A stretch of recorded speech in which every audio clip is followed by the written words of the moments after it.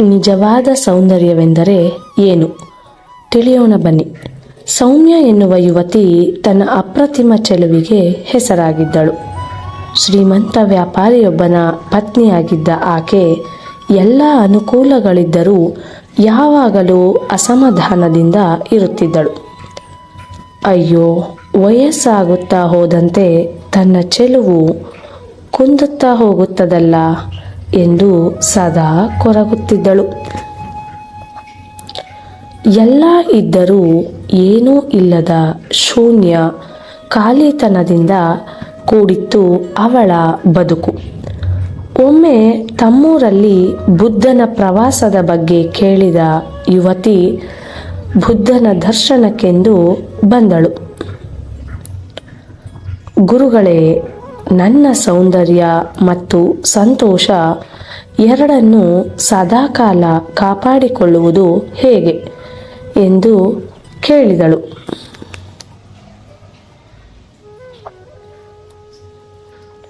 ಹಜಾರದಲ್ಲಿದ್ದ ಅಗಲ ಪಾತ್ರೆಯೊಂದರಲ್ಲಿ ನೀರು ತುಂಬಿತ್ತು. ಅದರ ಮೇಲೆ ಹೂವಿನ ಪಕಳೆಗಳು ತೇಲುತ್ತಿದ್ದವು. ಬುದ್ಧ ಒಂದು ಕಡ್ಡಿಯನ್ನು ತೆಗೆದುಕೊಂಡು ನೀರನ್ನು ಕಲಕಲು ಹೇಳಿದ. ಅವಳು ಕಲಕಿದಳು.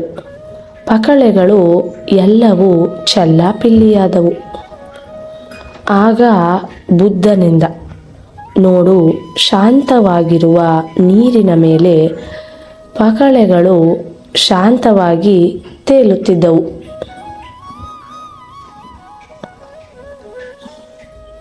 ನೋಡಲು ಸಹ ಸುಂದರವಾಗಿ ಕಾಣುತ್ತಿದ್ದವು. ಆದರೆ ಅದೇ ಕಲಕಿದ ನೀರಿನಲ್ಲಿ ಹೇಗಿವೆ? ಎಲ್ಲ ಪಕಳೆಗಳು ಚೆಲ್ಲಾಪಿಲ್ಲಿಯಾಗಿವೆ. ಪಾತ್ರೆ ಎಷ್ಟು ಸುಂದರವಾಗಿದ್ದರೇನು, ಪಾತ್ರೆಯೊಳಗಿನ ನೀರು ಹೇಗಿರುತ್ತದೆಂಬುದರ ಮೇಲೆ ಪಕಳೆಗಳ ಸೌಂದರ್ಯ ಕಾಣುವುದು.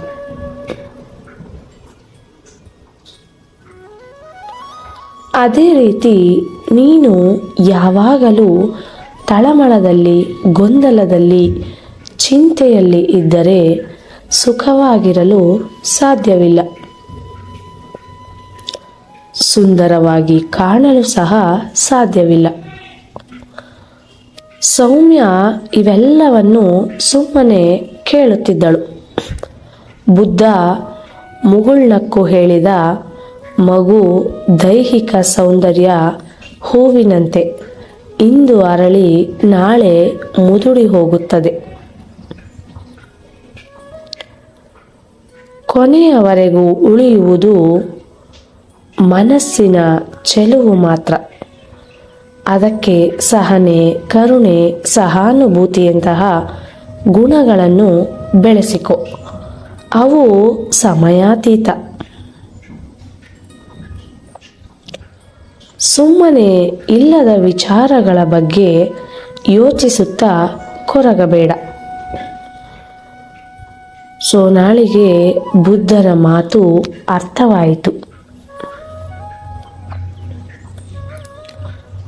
ಅವಳ ಮುಖ ಅವಳ ಮನಸ್ಸಿನ ನೆಮ್ಮದಿಯನ್ನು ಹೊರಸೂಸಿತ್ತು. ನಮ್ಮ ಬದುಕಿನ ಕಷ್ಟ ಕಾಲದಲ್ಲಿ ಅಥವಾ ನೆಮ್ಮದಿಯ ಕಾಲದಲ್ಲಿ ಅಥವಾ ನಾವು ಏಕಾಂಗಿಯಾಗಿರುವಾಗ ನಮಗೆ ನೆನಪಾಗುವ ವ್ಯಕ್ತಿ ಯಾರು? ನಾವು ನೋಡಿದ ಅತ್ಯಂತ ಸುಂದರ ಮಹಿಳೆ ಅಥವಾ ಪುರುಷನೇ? ನಮಗೆ ಗೊತ್ತಿರುವ ಬಹು ಶ್ರೀಮಂತ ಅಥವಾ ಜನಪ್ರಿಯ ವ್ಯಕ್ತಿಗಳೇ? ಅಲ್ಲ. ಇವರು ಯಾರು ಈ ಸಂದರ್ಭಗಳಲ್ಲಿ ನಮಗೆ ನೆನಪಿಗೆ ಬರುವುದಿಲ್ಲ.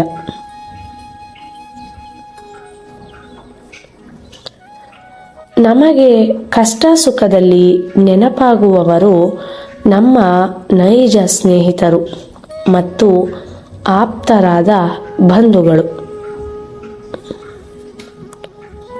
ಅವರಲ್ಲಿರುವ ಒಳ್ಳೆಯ ಗುಣಗಳಿಂದ ಅವರು ನಮಗೆ ಹತ್ತಿರವಾಗಿದ್ದಾರೆಯೇ ವಿನಃ ಸೌಂದರ್ಯದಿಂದಲ್ಲ.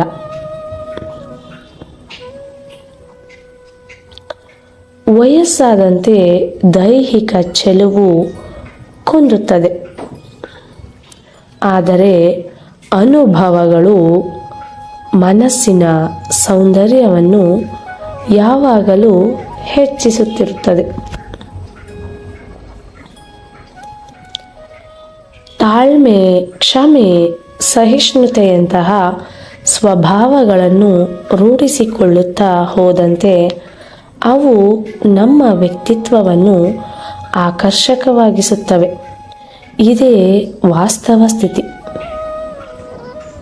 ಧನ್ಯವಾದಗಳು.